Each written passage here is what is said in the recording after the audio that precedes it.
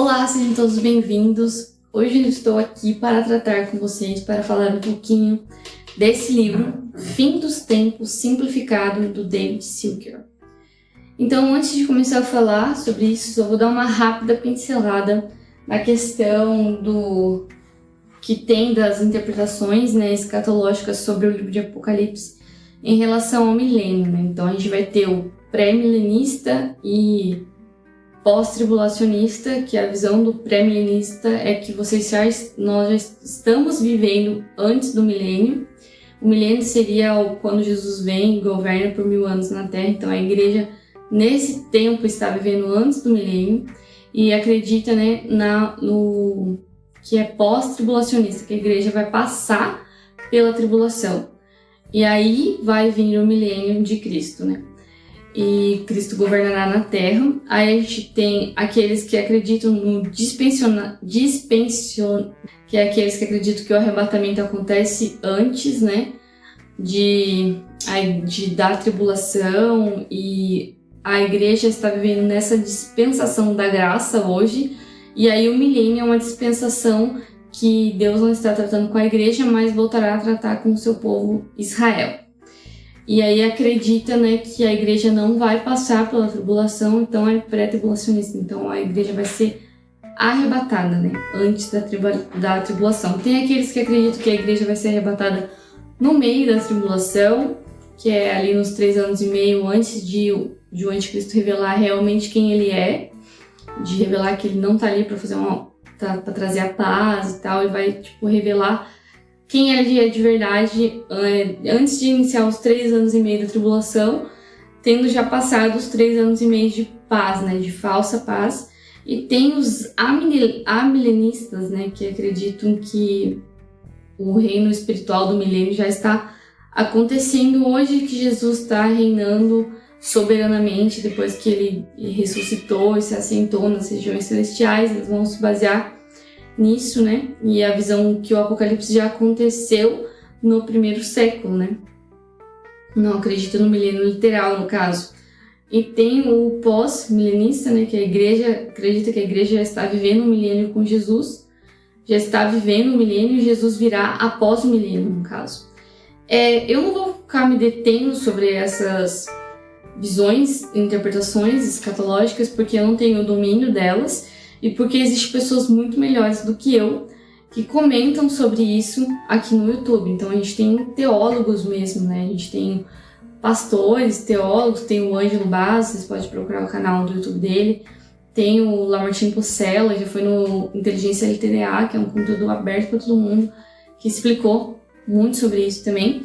Esse livro aqui, eu só estou comentando isso porque esse livro traz a visão de que a igreja vai passar pela tribulação, ela só não vai ser atingida. Então tem um paralelo com Êxodo.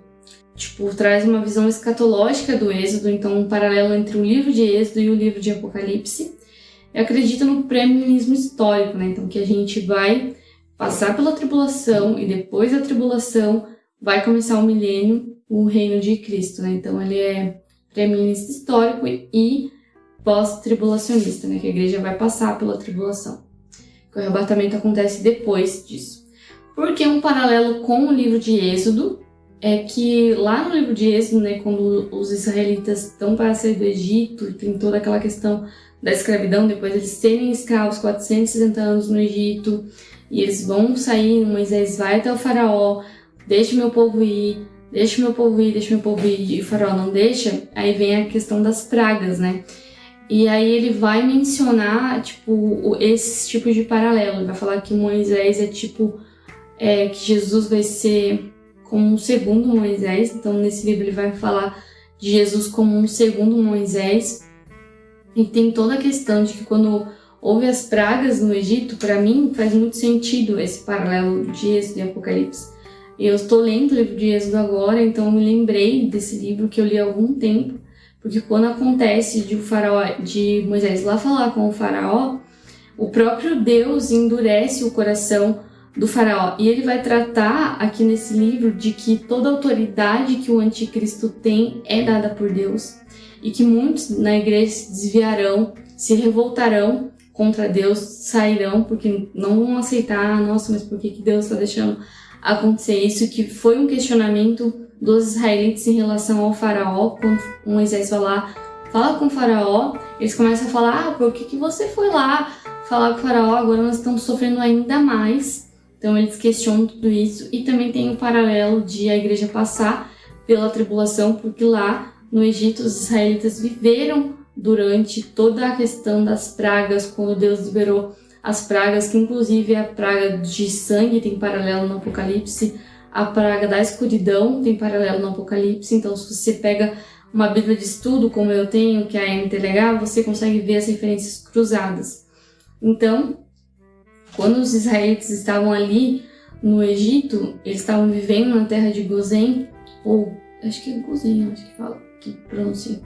Então, a praga do gafanhoto, por exemplo, aconteceu, destruiu e matou os animais, também a praga do granizo, perdão, matou os animais, destruiu as plantações, e no próprio livro de Êxodo vai mencionar que os animais dos israelitas e as plantações dos israelitas continuavam tudo bem. Aí teve a escuridão, aí lá onde os israelitas moravam estava normal, mas no restante da terra do Egito não. Então ele acredita que a igreja vai passar pela tribulação, mas vai ser guardada dela, né? Eu também me lembrei da história de Noé, porque a arca é construída, Noé vai lá evangelizar o povo, ninguém quer nada com nada, e ele entra na arca e o dilúvio vem sobre toda a terra, onde estavam aqueles que queriam a Deus e aqueles que não queriam, e Noé é protegido dentro da arca, mas ele está no mesmo lugar enquanto vem o dilúvio. Então eu me lembrei também dessa questão, né?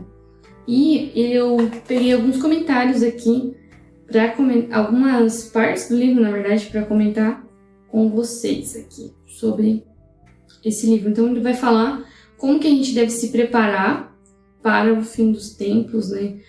Tendo uma vida de jejum, tendo uma vida de oração, que essa vida de oração, de jejum, vai trazer uma transformação interior, e somente quando nós tivermos essa transformação interior é que nós conseguiremos ver firmes em Jesus, né?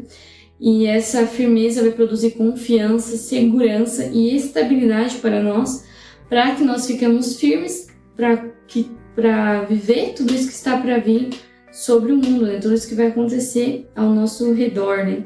E que essa vida de jejum, de oração e de petição, ela vai trazer uma paz que vai guardar os nossos corações, as nossas mentes, para nós não nos ofendermos contra Jesus, né? Com Jesus, enquanto tudo isso de ruim estiver vindo sobre o mundo e a igreja estiver aqui. E ele também vai comentar, que eu destaquei aqui, que os crentes, eles não serão objetos dos juízos das trombetas, tais juízos serão retidos, até que todos os santos sejam selados. Isso está lá em Apocalipse 7, do 1 ao 4, porque o anticristo também vai fazer uma marca naqueles que não são do Senhor, ou aqueles que não quiseram o Senhor Jesus, mas Deus também vai colocar uma marca de proteção naqueles que estão com ele, né? Meus gatos estão causando ali.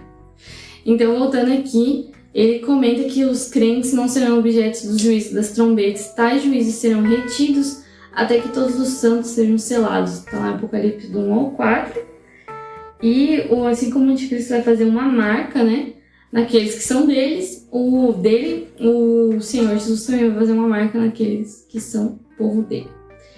E assim como lá no Êxodo, o povo fez, entre o povo e os egípcios há uma separação, porque no original vai ficar como se eu fiz uma redenção entre vocês e o povo do Egito, né? Há uma diferenciação, né? Por isso que as pragas do Egito não pegaram nos israelitas. Então é exatamente isso. Vai haver uma separação entre o povo que é de Deus e o povo que não é de Deus. Então no original, lá no Êxodo, vai trazer essa diferença. Até mesmo eu estava lendo com o livro de Êxodo, eu estou usando de apoio comentários do João Calvino. E ele vai falar sobre essa palavra no original, dessa diferenciação que significa livramento, significa uma redenção. Então faz muito sentido esse paralelo do Êxodo com o livro de Êxodo e o livro do Apocalipse. Esse comentário bíblico do João Calvino, ele tem para o Kindle, tem na Amazon também, vou deixar aqui para vocês saberem qual que é. Também tem para comprar o livro físico, mas não tenho compilado, então só tenho os livros de forma separada. Então ele comenta também que Jesus será como um segundo Moisés se opondo a um faraó do fim dos tempos para a libertação do seu povo judeu.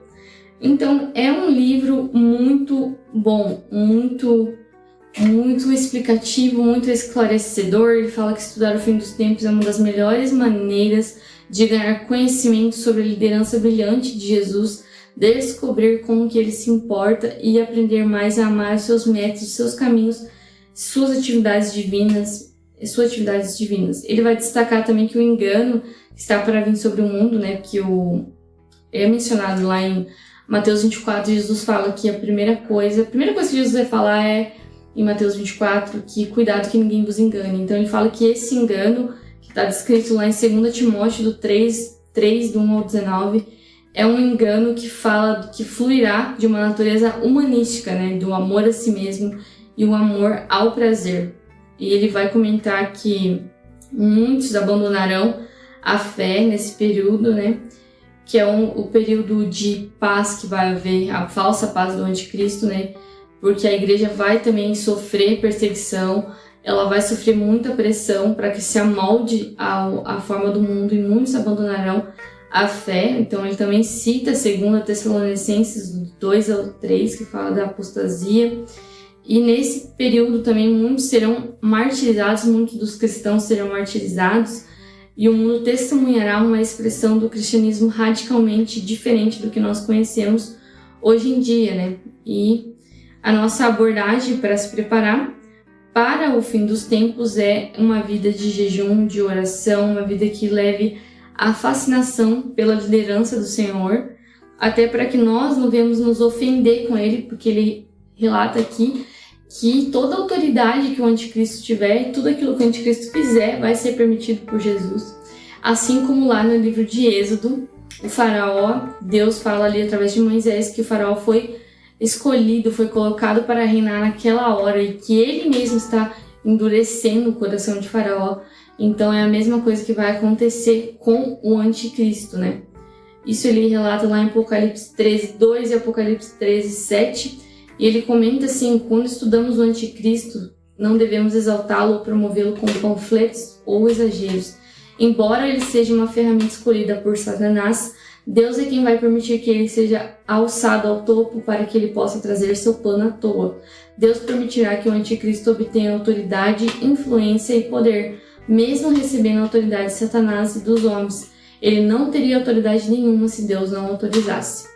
Então é um livro que vale super a pena você ler, para você se preparar, para você ter uma melhor compreensão sobre esse assunto. Então eu deixo aqui a minha dica de hoje para vocês sobre esse livro Fim dos Tempos Simplificado, do David Silker. E é isso por hoje, o vídeo de hoje é sobre isso e até mais.